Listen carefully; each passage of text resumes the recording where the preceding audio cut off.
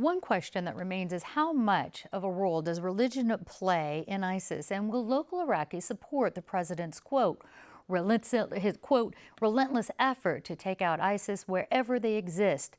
Joining me with some insight on the matter is Bahar Davary, Associate Professor of Theology and Religious Studies at the University of San Diego. And Bahar, welcome back. Thank you. Overall, what is your reaction to the president's speech? It's a wonderful speech. He has a mastery in making speech. He was very clear on some things and vague and ambiguous on other things. Would you have liked to see him be more clear on what? When he talked about two things, he said, I want to make clear two things. One is that ISIS is not Islamic. Second is that ISIS is not a state. It's a terrorist organization. Those two are very valid points, and I'm very happy that he made those points. But as he went on to talk about how, without ground military action, he would take them out, it became a bit ambiguous of how is this going to be done? Is it with airstrike? Is it with drones and whatnot?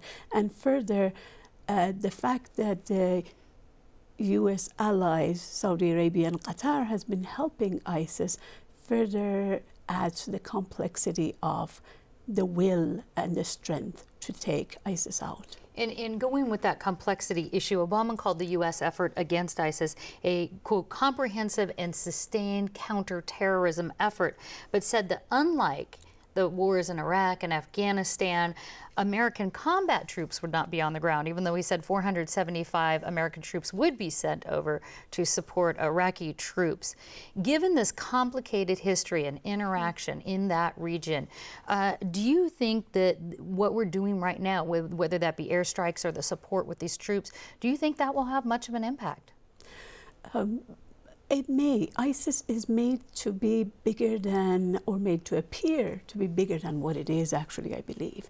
They are strong, yet their strength relies on the arms they receive through U.S. allies again and other sources. So therefore, it's much easier to take them out, as it may appear from what we hear in the media. So you think it may be easier to take them out than maybe what we're hearing? I believe that it may be easier if the will is there. However, see what ISIS is doing, what it has done in Syria and in Iraq, and that's what the complex issue is that it has and it will help balkanization of the region, which helps the sale of arms in return. So what happens is that we have in the north, a Kurdish state. In the middle, in the center, we have Sunni Iraq. In the south, we have Shia Iraq. In Syria, it's the same thing. In the north, there's Kurdish Syria. In the center, there's Sunni Syria. And in the south, there's the Alawite Syrians. So it is creating that balkanization of the region where the state is not united and it's weakened and it's militarized. In bringing it back to San Diego, are you hearing much from the Iraqi community about how the U.S. is responding to ISIS?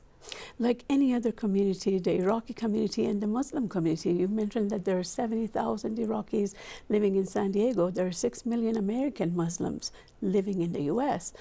The response of the Iraqis, the response of the broad Muslim community is diverse, of course. There's no monolithic response to this.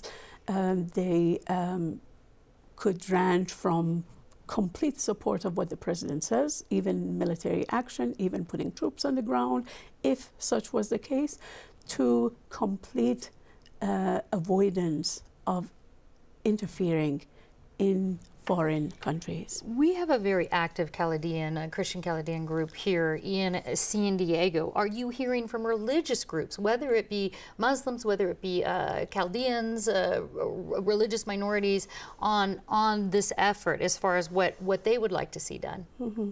Well, with religious minorities, what we often hear is that as if only religious minorities are being held, and that's something that the president emphasized. One of the biggest victims of ISIS are not religious minorities, even though they are suffering, and that's a severe problem, yet the biggest victims of ISIS are Muslims and Islam. Muslims, in the case that most Iraqi Muslims and Syrians have been killed, more than minorities have been killed in Syria and Iraq put together. And Islam, in a sense, that this has created further Islamophobia, that it's now much easier to believe, see what Islam does, what a vicious face it has. It was interesting that one of the mothers of the American journalist who was killed was interviewed, and he turned to ISIS as if she was talking to reasonable people, and she addressed them and said, I have studied your religion. I have read that in your tradition, you cannot punish one individual for example, what you see as problematic foreign policy of the US in the region. So why are you doing this? I have read the stories of your prophet, and I have read that he gave amnesty to prisoners. Why are you not giving amnesty to my son? I recall that, and it was directed, and I don't recall an answer coming back from that. But No. I want to move back to San Diego again. In August, a former San Diego City College student was killed while fighting with ISIS. And here on the eve again of 9/11, it brings to mind the 9/11 terrorists that had connections to San Diego. What is it about extremism, either that attracts people to this region, and I know there's not very many, or what is it about extremism that attracts people? Well, one of the things that becomes the breeding ground for extremism is conflicting areas and areas that are occupied. Especially foreign occupation becomes a great breeding place for extremism, and gives a kind of identity, sometimes religious, sometimes national, sometimes linguistic identity, strength to, and we see that around the world everywhere, from the Tamil Tigers to the ISIS. That identity becomes very strong, and then people get drawn to it. People from all kinds of places are going there, and we have to remember that there are defects as well. There are people who are defecting from ISIS. So much we could talk about this. Unfortunately, we are out of time. USD Associate Professor Bahar Davary, thank you so much. Thank you, Peggy.